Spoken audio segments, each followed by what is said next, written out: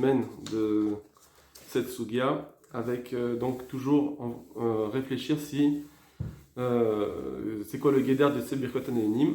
Donc on avait commencé donc la veille, le mercredi, avec l'exemple de Baal Keret, etc. On va continuer avec encore quelques halachot qui ont été dites sur les brachot et voir un petit peu ce qu'il en est. Alors, donc le cinquième point, c'est celui qui a inséré un aliment dans sa bouche, donc il a mis dans sa bouche sans faire de bénédiction. Qu'est-ce qu'il doit faire? Donc le Shulchan Aruch nous dit Shachach, s'il a oublié, Veichnis mashkin et torpiv, il a ingurgité des boissons dans sa bouche, Belo bracha, sans faire la bracha. Donc là, c'est soit il les jette, soit il les boit, soit il jette la boisson, soit il boit. Alors il dit le Shulchan Aruch, Bol'an veno mevarach alehem, il peut boire sans faire bracha, sans faire la bracha rishona. Donc on nous dit qu'on n'est pas obligé de jeter. Keilou, ça veut dire que c'est un cas de honnête, il ne peut pas faire la bracha. Puisqu'il ne peut pas faire la bracha parce qu'on n'a pas le droit de faire une bracha alors qu'on a la bouche pleine, ça c'est un interdit. Et donc puisqu'il ne peut pas faire cette bracha, eh bien soit il doit les jeter, soit il avale.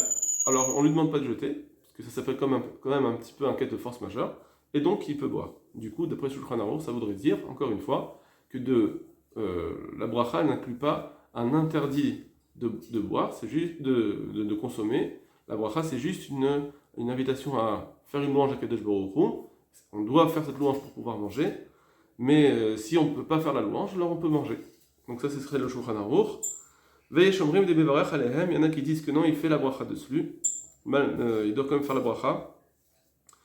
Vechen ireika. Donc ce serait un. Voilà. Donc, et comme ça, il semble que ce soit la lacha.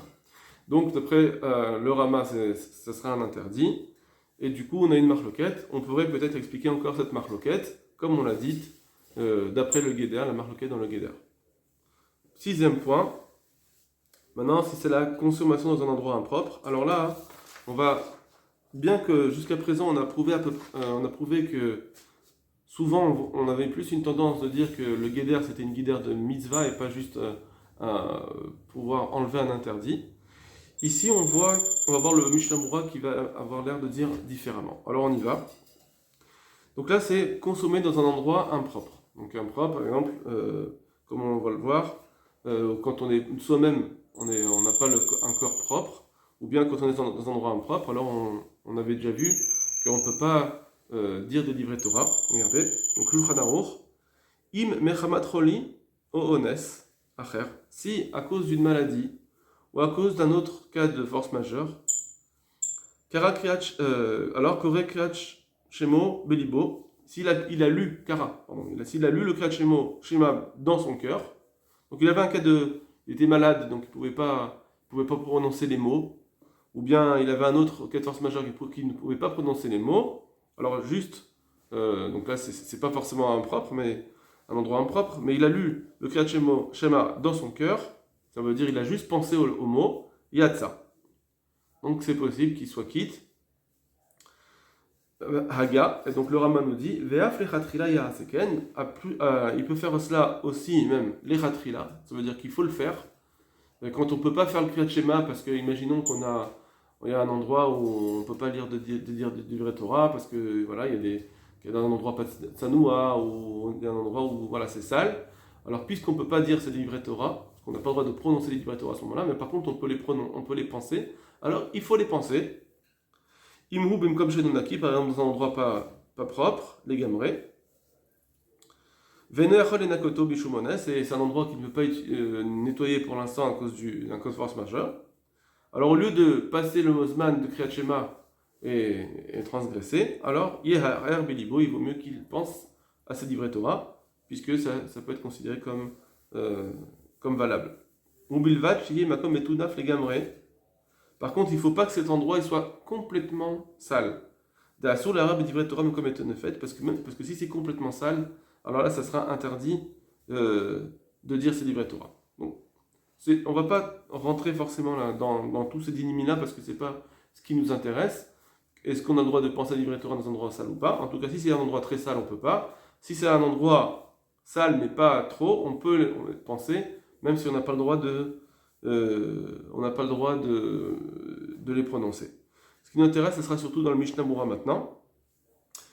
donc c'est sur le Rama, qui nous dit qu'a priori, donc quand c'est pas trop sale, il faut penser au Kriyat Shema. Katav ataz, donc il ramène un taz. Mise yesh lilmod, de là on apprend. Mishen Same Belaila Babitato, quelqu'un qui a soif et il se réveille dans la nuit, il est dans son lit. Chez Yefshar Litol Yadav, disons que c'est un endroit où il ne peut pas se laver les mains, surtout qu'avant ils n'avaient pas comme nous des robinets, etc. Il n'avait pas préparé son kéli, il faudrait qu'il sorte, il fait froid, etc. Il ne peut pas se laver les mains sur place. À moins, bien sûr, il pourrait, mais ça serait un cas de force majeure, c'est très difficile, il faut s'habiller, il fait froid, etc. Chez Yev Charles Yadav il pourra pas se laver les mains pour pouvoir faire sa bracha. Alors comment il fait? Alors il peut penser à la bracha et boire. Puisque c'est un cas de force majeure, il a le droit de boire. Donc on voit déjà que on lui dit tu as le droit de boire, bien que la bracha c'est pas vraiment une bracha, puisque Mehar Belibo c'est pas une bracha. Quand on pense à la bracha c'est pas vraiment une bracha. Donc on voit déjà d'après ce taz qu'on peut faire, qu'on peut boire, qu'on peut consommer, bien qu'on ne fait pas une bracha. C'est pas vraiment faire une bracha.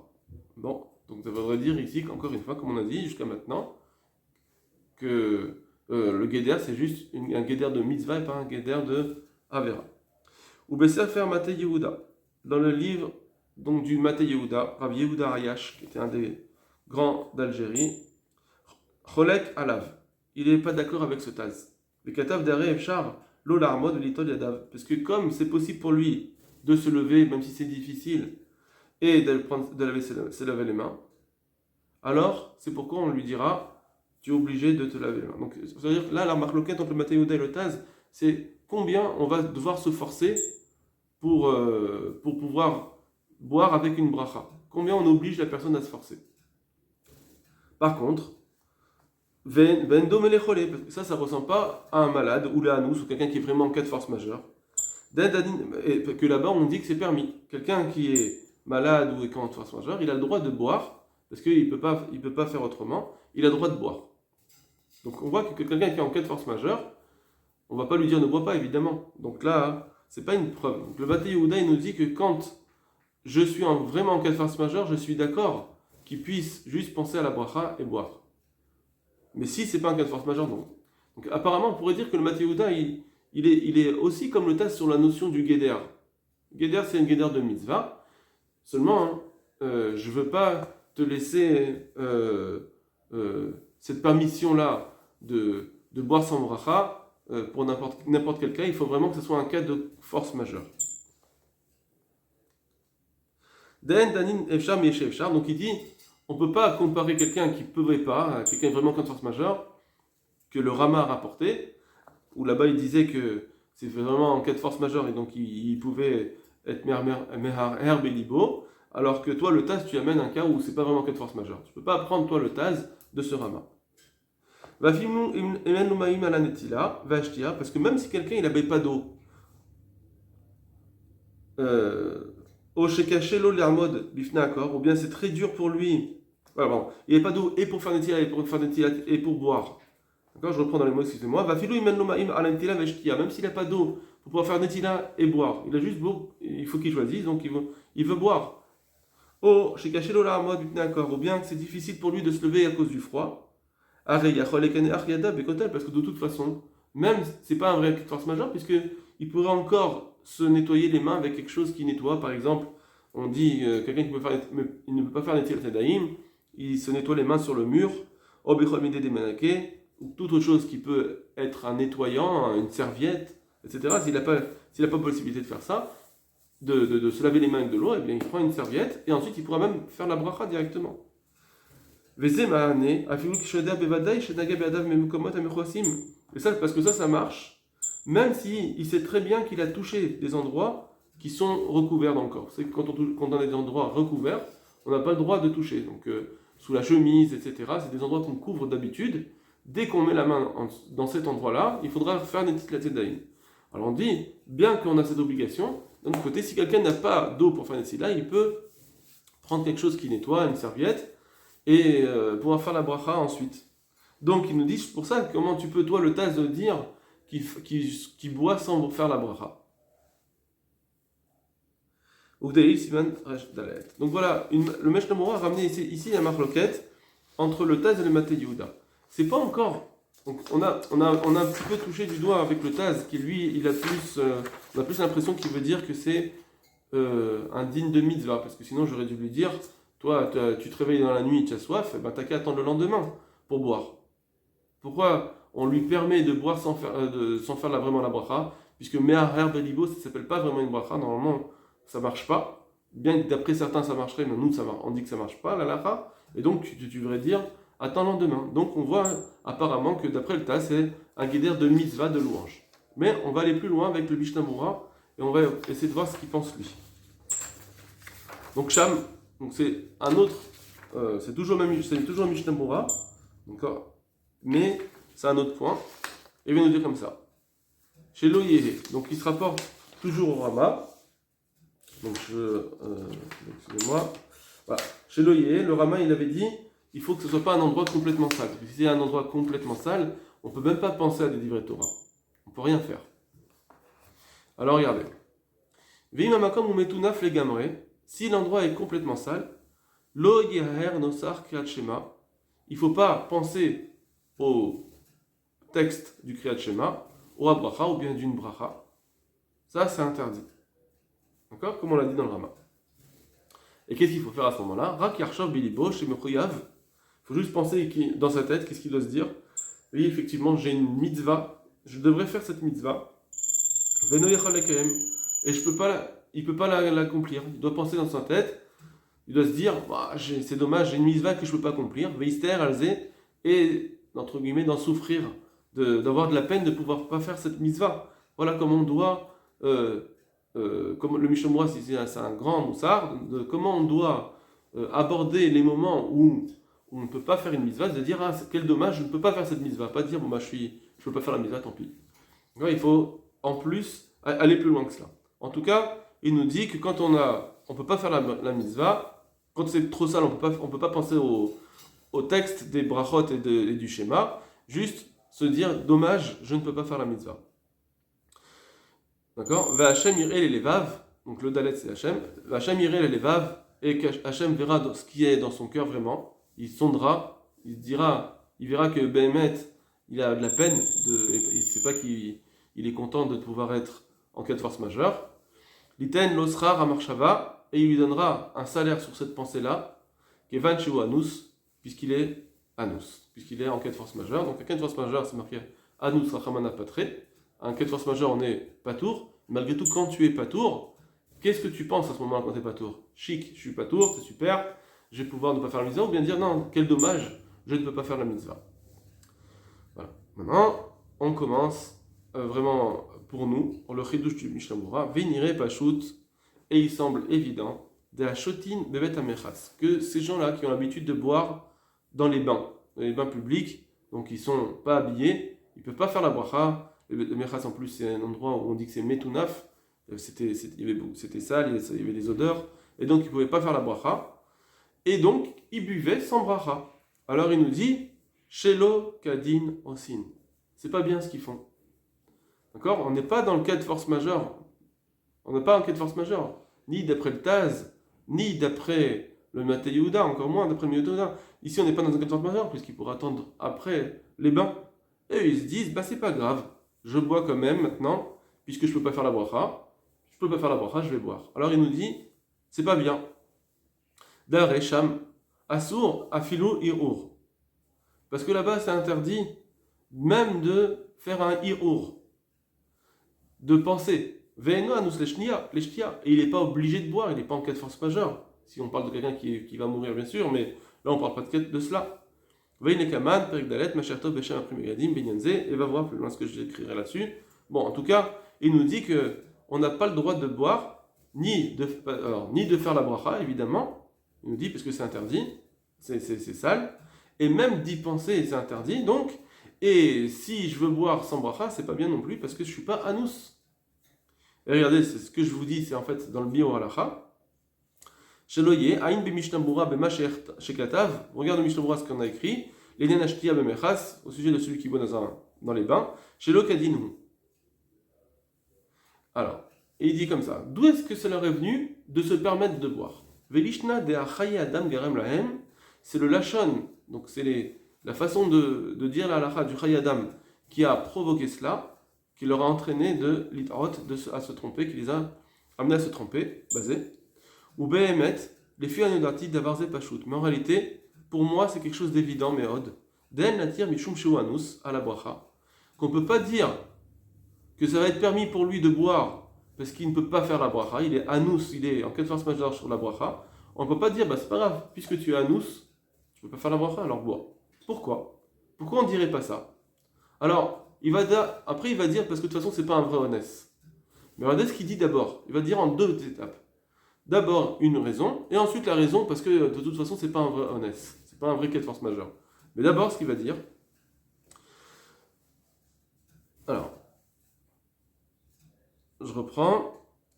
Den natir mishum shewonos la bracha. On ne peut pas permettre parce que on se dit, ben c'est pas grave, il est en cas de force majeure sur la bracha. Chez nous, yachol evarer, qu'il ne peut pas faire la bracha. Dezé ayashar klomar. Parce que ça aurait été vrai de le dire. C'était shayar de le dire. Rak imayu omrim chazal. Seulement si les chachamim avaient dit, deu misva levarer. Que c'est une mitzvah de faire le bracha. Si les chachamim avaient dit que le birkat hanenim c'est une mitzvah de faire la bracha, c'est bien parce que tu dois faire une louange. Ne bois pas sans faire ses louanges. Alors c'est vrai, on aurait pu dire cela, qu'il est anus ou behemet. Or, en réalité, allo, amrou chazal, les chachamim m'ont dit, brachot daflamedhe, dehasur la not bli bracha, qu'il était interdit de profiter sans bracha. Puisque c'est interdit de profiter sans bracha, c'est un interdit, donc la bracha, elle engendre un interdit. C'est pas juste une mitzvah tassée, ça engendre un interdit de ne pas pouvoir boire. Maintenant, quand tu ne peux pas faire ta bracha, eh bien tu as un interdit de manger ou de boire. Sauf si c'est vraiment un cas de force majeure. Mais sinon, cas de force majeure, c'est-à-dire que tu vas mourir de soif. Mais tant que tu n'es pas dans ce cas-là, tu ne peux pas boire. C'est interdit pour toi de boire ou de manger. Jusqu'à ce que tu en puisses plus. Voilà ce qu'il nous dit. Donc on voit ici le Mishnah Berurah, le Biur Halacha, donc le Chafetz Chaim qui nous dit que en réalité, la bracha des Nehenim, c'est pas une bracha de mitzvah, c'est une bracha pour enlever une avera. D'accord? Le Kenze Mouchar du Magen Abraham, Siman Yilgimel, comme ça c'est aussi Mouchar du Magen Abraham. Bon. Premièrement, Ulvadze, et en plus, donc voilà, c'est ce que je vous disais tout à l'heure, c'est en deux étapes. Deuxième étape, de toute façon, Yachol Latzet Mamechat Soulach Rishtot, il peut très bien sortir de ses bains et d'aller faire la bracha et de boire. Ou Al-Kopanim Yichnas Vetam Isaï, ou bien tout au moins de rentrer dans une pièce qui est intermédiaire. Là-bas, il y avait plusieurs pièces jusqu'au bain. Donc, il y a une pièce intermédiaire où il pouvait faire la bracha chez la mechatz. Donc, le bet amitzaï chez la mechatz, la pièce intermédiaire du bain, vers Shamra bracha, et de faire la bracha là-bas. Donc, il nous dit dans le deuxième cas, dans la deuxième explication, pardon, il nous dit que c'est pas vraiment un honnête de toute façon, que même si on disait que la bracha c'est une bracha de mitzvah, que quand dans le cas de honnête tu peux manger, de toute façon ici c'est pas un vrai honnête. Ça c'est la première chose. Mais dans ce qu'il nous a dit au départ, il nous a dit que la bracha ici, tant que tu n'es pas un nous de quelqu'un il est en danger de vie, donc il faut qu'il boit, alors il peut pas boire sans bracha. Parce que la bracha, c'est pas une bracha de mitzvah, c'est une bracha de enlever un interdit. Donc voilà comment il comprend le Mishnah Berurah. Et donc d'après cela, il faut voir comment il a compris tous les autres dynimes qu'on a dit. Déjà dans le Taz. Le Taz, il nous avait dit que quelqu'un qui est dans la nuit, il peut pas boire, il peut pas se lever il veut boire, alors il a le droit de faire de faire la bracha. Il peut faire Netilat Yadayim, alors il est mis à mer Bélibo, il fait pas la bracha, il est mis à mer, et du coup il pourra boire. Donc déjà comment il faut le comprendre. Comment comprendre le cas où on a permis au Baal Keri de manger sans bracha, alors qu'il pourrait attendre d'aller au mikvé. Comment on a permis au Poralim, etc. Alors peut-être qu'il faut dire, d'après le Mishnah Berurah, que en réalité, tout cela pense aussi que c'est une bracha c'est pas juste une louange, c'est empêcher une avera, une bracha, ça vient empêcher l'avera de voler, de ne pas profiter de ce monde sans bracha.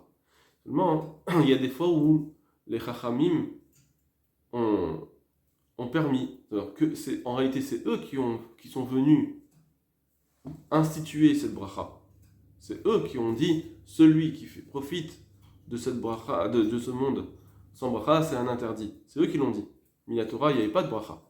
Donc, Hem Amrou, Vem Amrou, eux ont institué de faire des brachot et de dire que maintenant, celui qui mange sans bracha, il fait une avera. Et donc, même dans un cas de honnête, etc., on ne peut pas faire la bracha, comme on a dit. Mais malgré tout, Hem Amrou, Vem Amrou, dans certains cas, ils ont pas institué. Le poël, ils n'ont pas institué. Le travailleur il est en train de travailler, etc. On ne va pas lui demander. On dit, on ne veut pas qu'il vole à son propriétaire. Et du coup, on n'a pas fixé pour lui qu'il fasse une bracha. Il mange son bracha. Il fera que ce qui est vraiment obligatoire, le Birkat Amazon, pour ne pas voler maintenant, pour le digne du Baal Keri. Donc Baal Keri aussi, pareil, on pourrait dire que lui, les Chachamim nous ont dit, il faut qu'il aille au mikvé pour pouvoir faire les brachot, pour pouvoir dire des livrets Torah, etc. Mais par contre, les brachot d'avant, on ne l'oblige pas, parce que quand même, c'est pas tout le temps que quelqu'un peut avoir accès au mikvé. Si on a accès facilement, effectivement. Mais ils ont fixé qu'on n'oblige pas quelqu'un à attendre de manger, à attendre d'aller au mikvé d'abord pour pouvoir manger. Pourquoi ? Parce que des fois, le mikvé il va être loin, c'est difficile, c'est compliqué. C'est pas tout le monde qui a un mikvé sur place. Et du coup, on ne va pas obliger des gens à faire des jeûnes, etc. Ça peut arriver aussi à des accidents. Et donc, Mamrou, ils ont fixé qu'on doit faire une bracha, que ce serait un interdit de manger sans bracha. Par contre, pour le Baal Keri, ils n'ont pas fait la takana. Quand ils ont fait la takana, ils n'ont pas fait la takana. Quand ils ont fait la takana de faire des brachot, ils n'ont pas fait la takana sur le Baal Keri. Qu'est-ce qu'il y avait encore ? On peut encore rajouter le digne du Onen. D'accord ? Le Onen, on avait dit que le Onen, lui, il n'a pas à faire on l'oblige pas les mitzvot. Eh bien pareil, on l'oblige pas les mitzvot. Ils n'ont pas été metaken les mitzvot du tout, des Rabbanan. Sauf quand c'est vraiment par exemple pour Netilat Yadayim, c'est Srar Tum'a, ça amène la personne peut-être à la Tum'a, etc. Donc c'est des xérotes qui sont un petit peu à part. C'est des xérotes qui sont un peu plus lointaines, à part, où on veut fixer que quelqu'un ne va pas s'habituer à la Tum'a. Mais sinon, pour les brachot, même que c'est un interdit de manger, ils auraient pu dire que ça s'appelle un interdit, malgré tout, ils n'ont pas fixé ces brachot pour le Onen, puisque tout ce qui est en général des Chachamim, des Rabbanan, ils n'ont pas fixé.